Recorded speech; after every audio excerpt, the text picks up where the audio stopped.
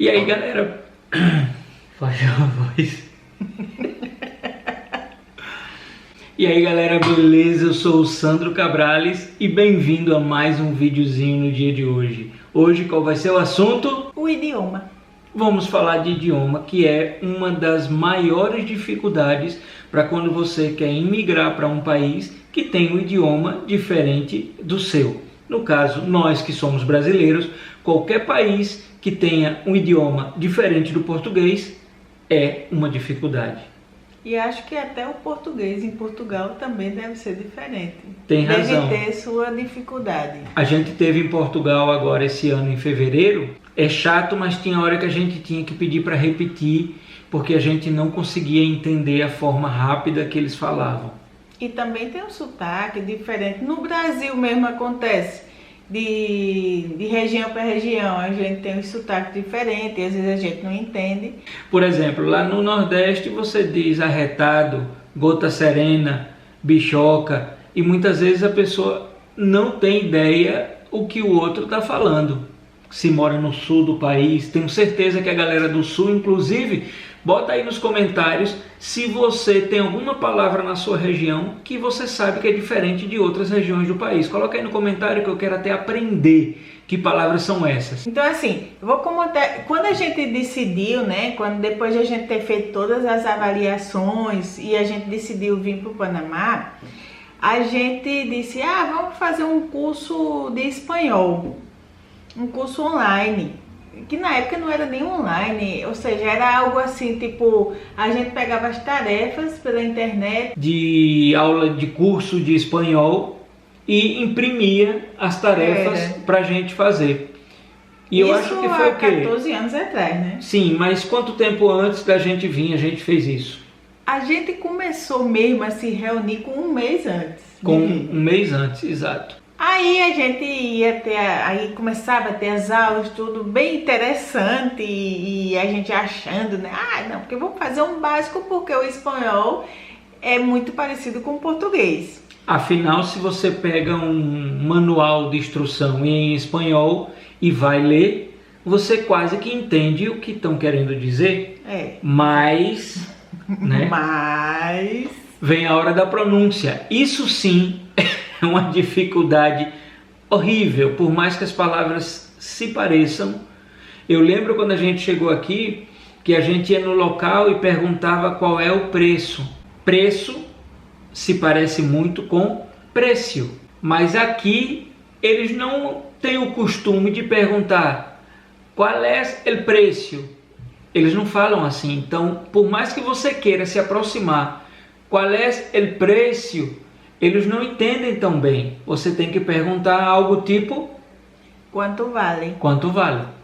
Aí eles entendem que você quer saber o preço. E a gente achava que era porque a gente não estava pronunciando bem preço, alguma coisa assim. É que é como se eles não entendessem o que é que a gente realmente queria. E naquela época, quando a gente chegou aqui, eu não sei, pode ser que o Sandro saiba... qual a influência e por quê. Quando as pessoas identificavam que éramos estrangeiros, eles tinham algo que sempre respondiam a gente em inglês, ou seja, para ser amáveis, né? Eles queriam ser amáveis, só que eles achavam, na cabeça deles, qualquer estrangeiro falava inglês. E a gente ficava até constrangido, né? A gente aceitava a resposta deles em inglês. Sandro entendia, eu entendia alguma coisa. Mas a gente ficava, nossa, por quê? Por que essas pessoas respondem? Você sabe por que naquela época? Porque hoje em dia não é tão forte isso.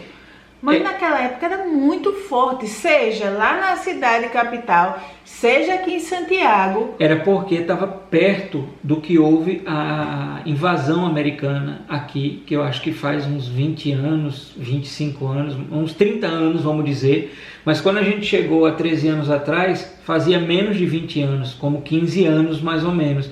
Então eles estavam acostumados de que as pessoas que vinham para Panamá, estrangeiros, eram o que eles chamam gringos, ou seja, americanos. Então era assim, eles por exemplo, eu Mona, até hoje, quando eu falo espanhol, tudo, as pessoas me entendem, mas sabem que eu sou estrangeira, né? O Sandro também, os meninos já não, o sotaque dos meninos já é bem parecido com os nativos daqui, a gente não. Aí assim, a gente chegou, né, tal, no aeroporto, achando que já sabia super bem o espanhol pelo curso que a gente fez de um mês em casa. Aí, quando a gente chegou, minha gente, já no aeroporto, que diferença, a gente não entendia nada. No aeroporto não, no avião. Não, e primeira coisa, que o curso de espanhol que a gente fez era espanhol da Espanha.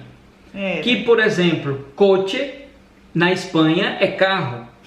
Aqui, coche é o carrinho de bebê. Aqui, carro é carro. Então, ou seja, eu quando perguntava lá alguma coisa do coche, o cara não entendia. Era como se eu estivesse perguntando onde está o carrinho de bebê. Claro, assim, que no contexto eles acabam entendendo que a gente estava se referindo a carro, mas não é usual. Eles sabem que coche também se usa como carro, até porque eles sabem que o espanhol é da Espanha, mas não é usual. Aí não, e foi tudo estratégico. Ou seja, a gente decidiu em novembro, foi quando apenas os meninos ficaram de férias lá no Brasil. Aí a gente vai logo, porque eles pelo menos têm 3 meses para ir conhecendo o idioma, tudo. A gente inclusive vai procurar uma professora de espanhol para Lucas, que já ia para o 7º grado. Rafinha estava em jardim e Arthur ia para 6 anos, ele ia para alfabetização. Acho que era, uma alfabetização. Coisa assim. Aí, mas gente, uma coisa assim, tenho pretensão nenhuma de mentir nada pra vocês, mas os meninos na primeira semana, que como eles saíam com a gente saía muito, ia só escutando, já na segunda semana eu me lembro que Rafinha é o que me ajudava em palavras simples. Às vezes eu tava no lugar e eu não sabia dizer, e Rafinha me dizia, mãe, é isso assim e tal. Uau, menino, que danado. Que isso, né? Realmente é um medo que a maioria dos pais e mães tem quando decidem morar fora do Brasil, em Portugal, no Canadá, nos Estados Unidos, Austrália, Nova Zelândia, aqui mesmo no Panamá, Argentina, onde seja. As pessoas que estão saindo para uma língua diferente, a primeira preocupação do adulto, do pai mas e meu filho não vai ter dificuldade porque eu me viro, eu não vou morrer de fome, mas e meu filho? Fica preocupado na escola, se eles vão atrasar na escola. A gente tem muita preocupação com o Lucas. Nossa, ele sempre foi tão bem aqui no Brasil e tal. A gente vai fazer, embora a gente dizia a ele, filho, olha, não se preocupe não. Se nas primeiras notas você for mal, não se preocupe, porque a gente vai buscar professor para lhe ajudar. Mas a gente tinha essa preocupação. Realmente as crianças aprenderam muito mais rápido que a gente. Era isso que eu ia perguntar a você. E agora, depois de ter passado essa experiência como mãe, qual é o conselho que você dá? Deve se preocupar que as crianças aprendam o idioma se vão ter dificuldade, né? Exato. Não se preocupem. E quanto ele menor, com menos idade, mais rápido ele aprende o outro idioma. Mais rápido.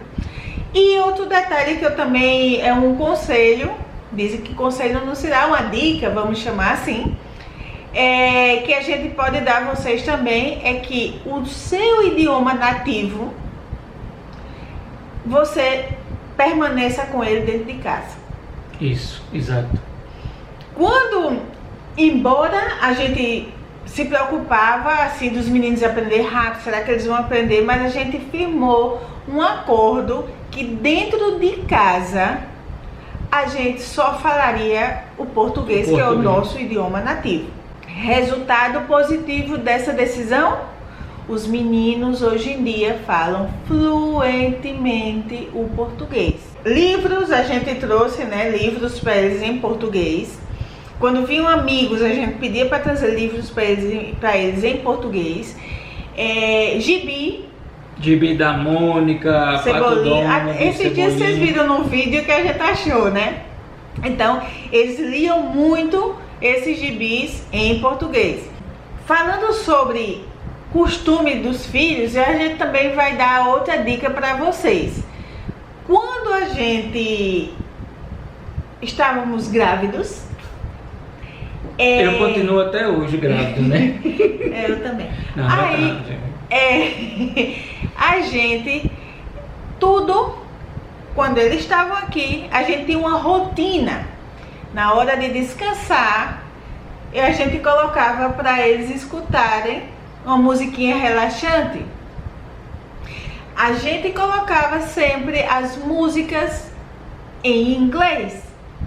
Sempre na barriga, enquanto estávamos grávidos.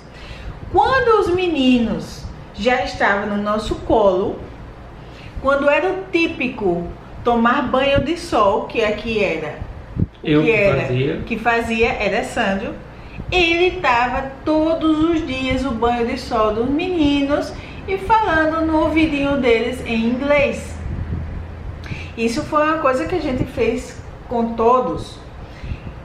Quando eles começaram a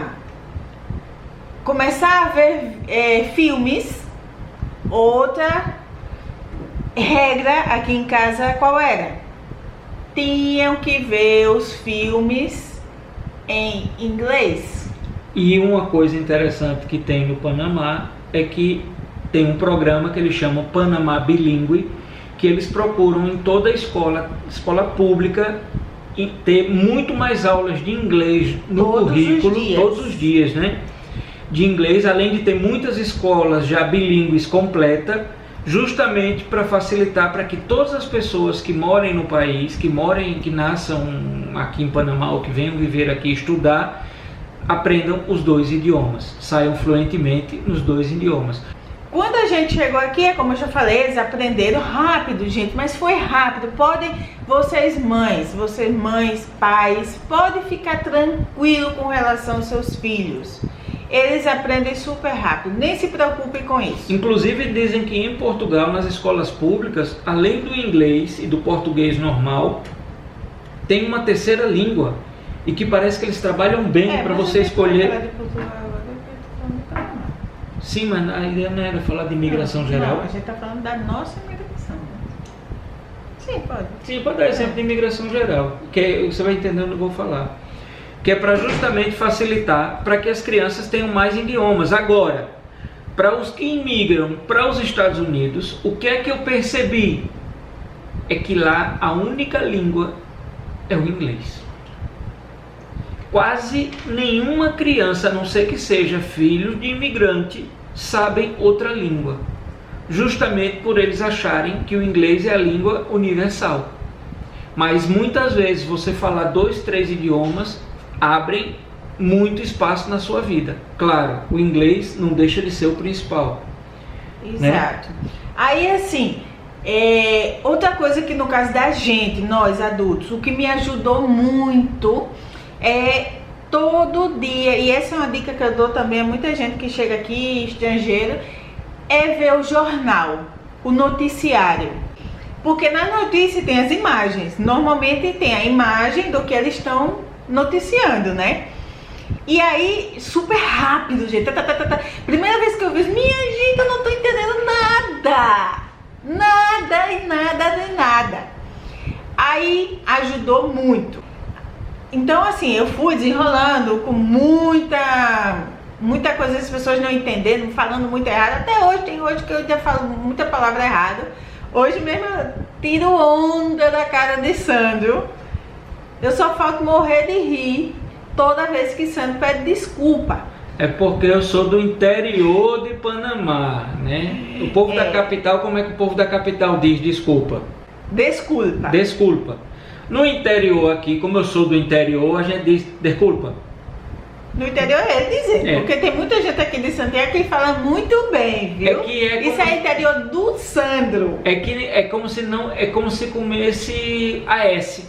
Por exemplo, É como se a S ele falasse como se fosse um R. Desculpa. Pescado. Que é o peixe. É o peixe já morto, né? Um pescado. Muitos aqui diz percal. Então esses são os detalhezinhos do espanhol de cada região, que também é outra questão. Exatamente que eu ia falar. Como em todo lugar, cada região tem seu sotaque, suas palavras do lugar. Então assim, outro vídeo que a gente vai vir, o próximo para vocês, é começar a dizer palavras tipo daqui. Tipo que sopa mi friend. Vai dizer essas palavras que é como se fossem as gírias, como a gente chama aí no Brasil, em Maceió, não sei se no sul, sei lá, se chama gírias isso. Mas vamos pedir like para que o povo deixe like para poder... Quantos likes? Meu Deus. Será que a gente chega a 100 likes nesse vídeo? Para poder a gente fazer um vídeo especificamente das gírias, das palavras diferentes aqui que tem no Panamá, para você já aprender e quando chegar aqui não ficar sem saber o que está sendo dito. Então é mais ou menos isso, né? Então você já sabe, não tenha medo, fale em casa a língua nativa que você tem. Os seus filhos vão aprender tranquilamente a nova língua, pode ser até norueguês, que é uma língua bem diferente da tradicional. Eles vão aprender da mesma forma, então não tenham medo com isso. E a vida é feita de aventuras e desafios. Torne isso algo divertido. Cada momento que você não vai saber uma palavra, que você não vai saber se comunicar, torne isso uma forma divertida de você conseguir ter essa comunicação com as outras pessoas. E aí vai colocando aí nos comentários o que vocês querem saber sobre um imigrante. Não exclusivamente só no Panamá. A gente quer estar passando para vocês o que vocês querem saber sobre a vida de um imigrante. O imigrante é aquele que vive fora do seu país. Exato. Né? Até porque, como todo mundo sabe que estamos vendendo a nossa casa e muitos perguntam para onde vocês vão, ainda fica em Panamá? A gente está com planos, mas primeiro temos que vender a casa. Então é super importante que você aprenda aquilo que pode lhe levar para qualquer país do mundo, que é o imigrante. Exato. Tá bom? Like, se inscreva se não é inscrito e seja muito mais feliz. Como é que faz? Seja muito mais feliz.